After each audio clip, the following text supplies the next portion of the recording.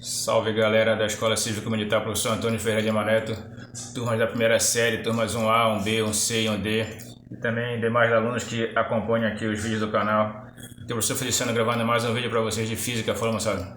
Nesse dia hoje a gente vai estar resolvendo questões sobre termometria, né? Que vai ser conteúdo para a nossa avaliação parcial, né? Do quarto bimestre aqui. Então o que ele fala aqui na questão 1 da página 89? As afirmativas a seguir referem-se a dois objetos que apresentam temperaturas diferentes colocados em contato. Escreva no caderno as afirmativas corretas e justifique as incorretas, certo? A gente vai ver aqui, olha, a primeira afirmativa. Não haverá troca de calor e os dois objetos continuarão como estavam inicialmente. Essa afirmação está errada, certo? Se eles têm temperaturas diferentes, a gente já sabe que o mais quente vai doar calor para o mais frio, né? Então, essa afirmação aí está incorreta por causa disso. E segunda afirmação, haverá troca de energia térmica em forma de calor do corpo de menor temperatura para o corpo de maior temperatura. Também está errado, né? Não é do de menor temperatura para o de maior, é o contrário, é do de maior temperatura para o de menor, falou? Terceira, haverá troca de energia térmica na forma de calor do corpo de maior temperatura para o corpo de menor temperatura. Essa afirmação é verdadeira, né? Quarta, haverá troca de energia térmica na forma de calor até que a temperatura dos dois objetos se iguale. Também é verdadeira, falou? Então, a terceira e a quarta são corretas. Beleza? Segunda, por que para aferir a temperatura deve-se deixar o termômetro em contato com o corpo durante certo intervalo de tempo?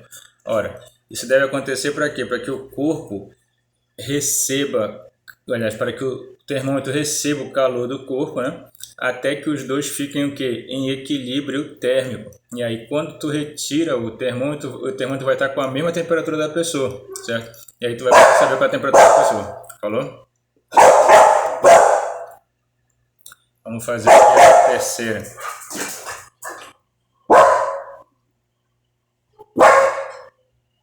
Vamos lá, moçada. Nessa terceira questão do Enem fala o seguinte: nos dias frios é comum ouvir expressões como esta roupa é quentinha ou então feche a janela para o frio não entrar. As expressões do senso comum utilizadas estão em desacordo com o conceito de calor da termodinâmica. A roupa não é quentinha, muito menos o frio entra pela janela. A utilização das expressões roupa é quentinha e para o frio não entrar é inadequada, pois, está aí vendo as afirmações. Letra A roupa absorve a temperatura do corpo da pessoa e o frio não entra pela janela.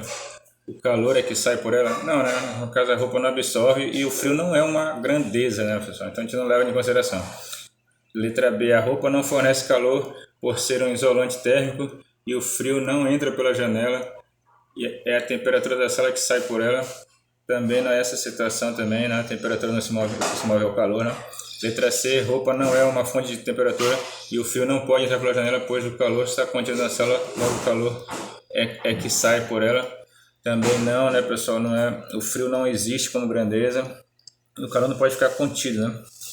Letra D, o calor não está contido no corpo, sendo uma forma de energia em trânsito de um corpo de maior temperatura para outro de menor temperatura. Essa é a afirmação correta, falou, moçada. O calor não fica contido no corpo, ele está sempre indo de um lugar para o outro. Ele vai sempre do lugar de maior temperatura para o lugar de menor temperatura. E na letra E, calor está contido no corpo da pessoa e não na roupa, sendo uma forma de temperatura em trânsito de um corpo de mais quente para um corpo mais frio. A única coisa errada aqui é que o calor não está contido no corpo, né? Então essa parte aqui está errada. Então a correta certa é a letra D. Falou, pessoal. Vamos aqui para a quarta questão. Analise as afirmações a seguir, justificando as falsas em seu caderno. Primeiro, os combustíveis fósseis contribuem para o aumento do efeito estufa, pois entre os subprodutos de sua combustão estão gases como dióxido de carbono. Isso é verdade, a gente falou isso no nosso conteúdo. Segundo, os combustíveis fósseis são fontes inesgotáveis de energia? Não, isso é falso.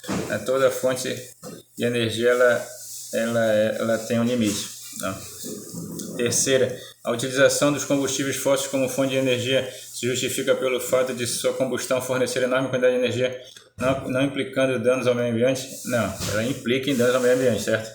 Beleza? E então está errada essa terceira também. A quarta, a queima dos combustíveis fósseis libera grande quantidade de energia na forma de calor, Sim, essa aí é uma afirmação verdadeira. Então a 1 e a 4 são verdadeiras, a 2 e a 3 não, falou? Aí vamos aqui para essa quinta. Preparando-se para uma viagem, uma pessoa constatou que em média a temperatura do local para onde viajaria era de 35,6 graus Fahrenheit.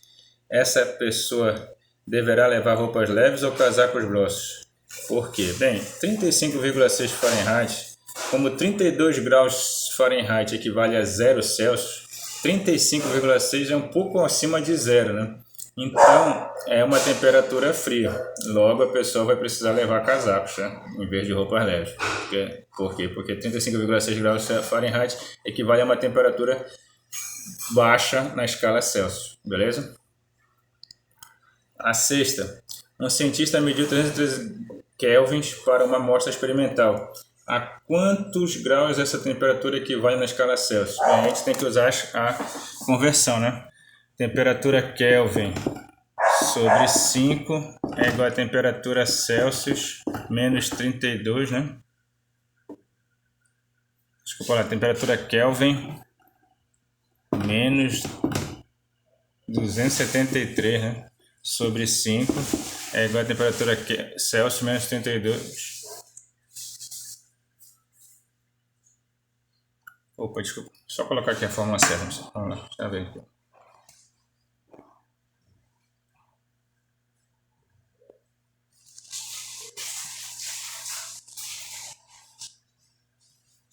Isso, temperatura Celsius sobre 5, tá? Então, aqui, temperatura Kelvin menos 273 sobre 5 igual a temperatura Celsius sobre 5. Então, o que acontece aqui? A gente corta os 5 com 5, né? Fica só o quê? Temperatura Celsius igual a temperatura Kelvin menos 273, certo? Então, como a temperatura Celsius, a temperatura Kelvin aí foi 313, então a temperatura Celsius vai ser o quê? 313 menos 273, certo?